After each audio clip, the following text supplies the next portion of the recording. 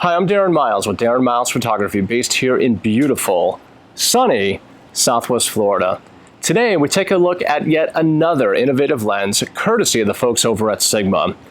In case you've missed it, Sigma has been on a major 3 or 4 year roll now with their art, sport, and contemporary line of lenses, offering just beautiful build, high-quality optics, and unique offerings like an f1.8 aperture in a zoom lens. Now, this isn't the first time Sigma's done this. In fact, this is the third zoom lens that Sigma has introduced with an aperture wider than f2.8. The first two were the highly regarded 18-35 f1.8 and the 24-35 f2 for APS-C and full-frame cameras, respectively. Now, like the 18-35, the 50-100 is also designed for APS-C size sensor cameras. And with a 75 to 150 millimeter full-frame equivalent field of view, that sort of puts portrait photographers squarely in Sigma's crosshairs. But at $1,099, is the Sigma worth your hard-earned cash? Well, let's find out.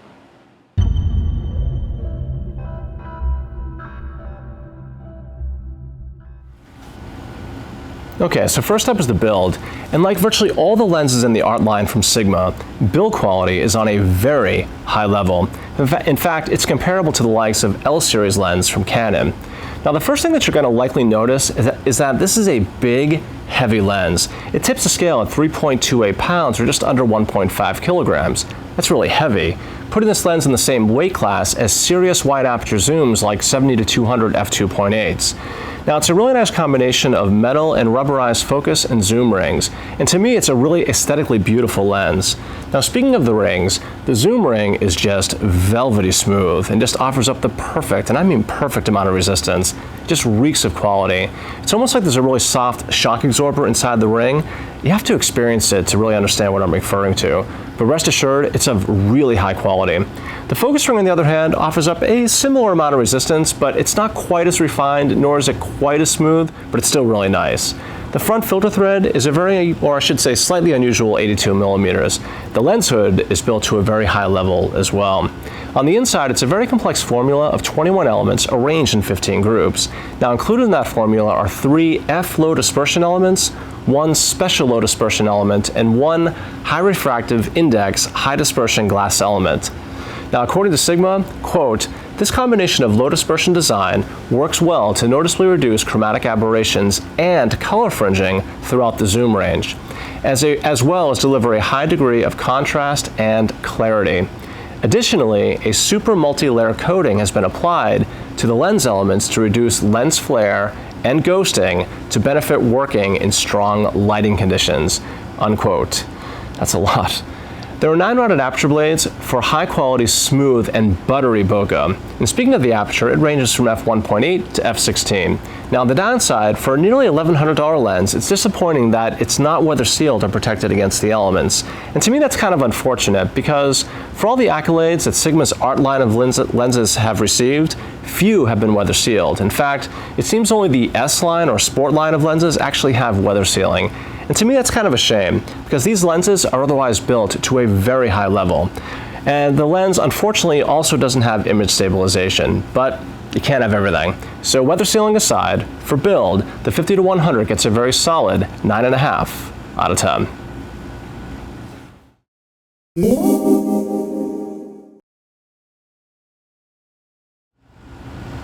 So next up is AF speed and accuracy.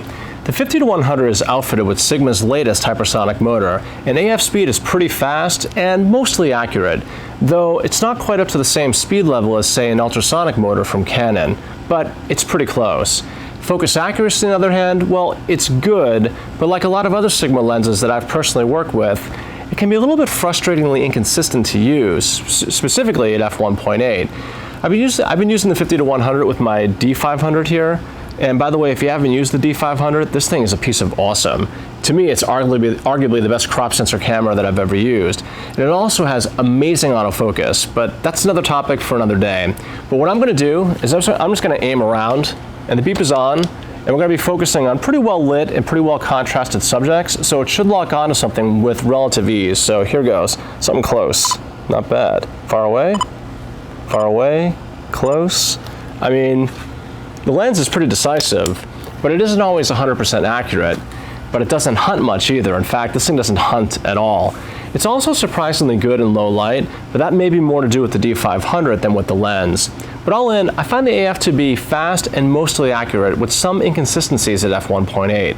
It's also important to note that I've had a noticeably higher hit rate with focus accuracy at f2, which from a depth of field standpoint really doesn't make that all that much of a difference in your images. So in the end, it's an adequate, though slightly flawed performance. And for AF speed and accuracy, the 50-100 gets an 8.5 out of 10.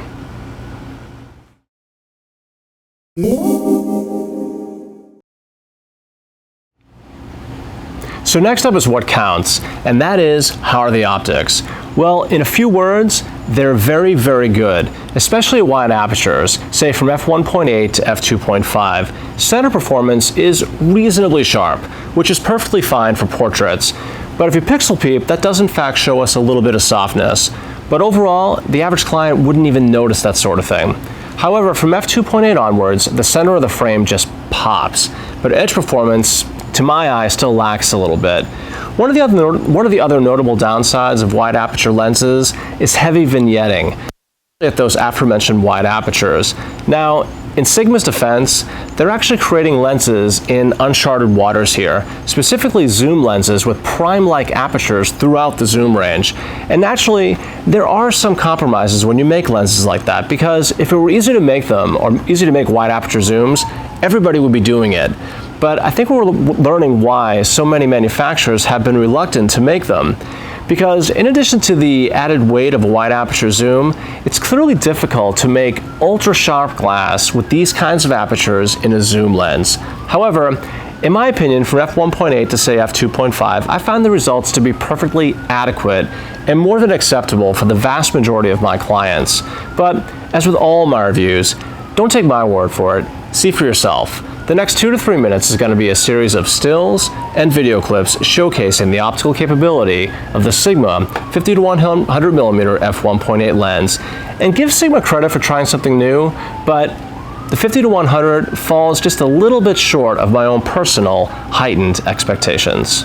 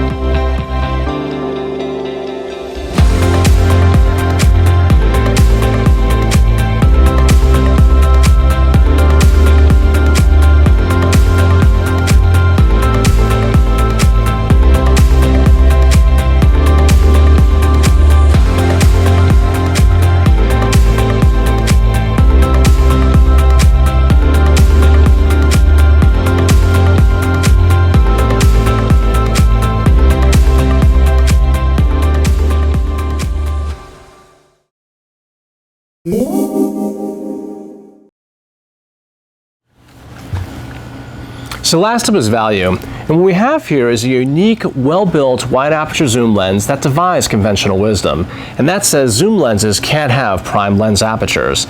So in that sense, the Sigma offers a very interesting value proposition, and I think it's pretty cool, but beyond good looks and great build quality, we have only just very good image quality, specifically at the apertures that would make such a lens appealing in the first place, because tack sharp optical quality really doesn't come into play until about f2.8. And if it starts to get good there, you have to ask yourself if there's any value in carrying the extra weight in order to achieve f1.8. Now for me, I'm not so sure, but if I shot weddings in really crummy environments, the image quality is generally good enough for the majority of most clients, as we as photographers tend to pixel peep a lot more than the average Joe. So give Sigma credit again for trying something different and breaking new ground, but what works so well optically with the 18-35 unfortunately doesn't seem to have carried over to the 50-100. So for value, the 50-100 gets a 7.5 out of 10.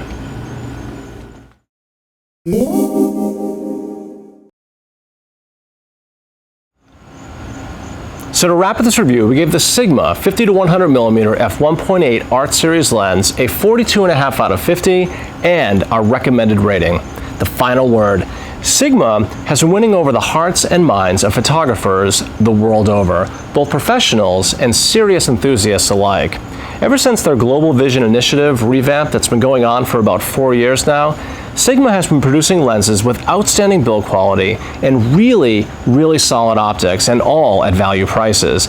In fact, Sigma has led a resurgence that has made all third-party lens manufacturers up their game too, as both Tamron and Tokina have started coming out with better built and optically excellent lenses as well, and also at value prices too, which is great news for us as the consumer to have these kinds of excellent options available in the marketplace today. But back to the 50-100. Even though it's a well-built and interesting concept, you're going to have to live with slightly inferior optical quality at wide apertures. And again, that's the kind of stuff that we as photographers care a whole lot more about than, say, our average client does. Because if you can live with slightly inferior optical quality, then the 50-100 could in fact be a good option for your business. The other option might be to spring for a series of f1 1.8 primes that cover this same focal range. But in the end, that may not be as practical. I'm Darren Miles with Darren Miles Photography, based here in beautiful, well, it's after dark, so it's dusky, Southwest Florida. Anyway, if you like these reviews, please don't forget to subscribe.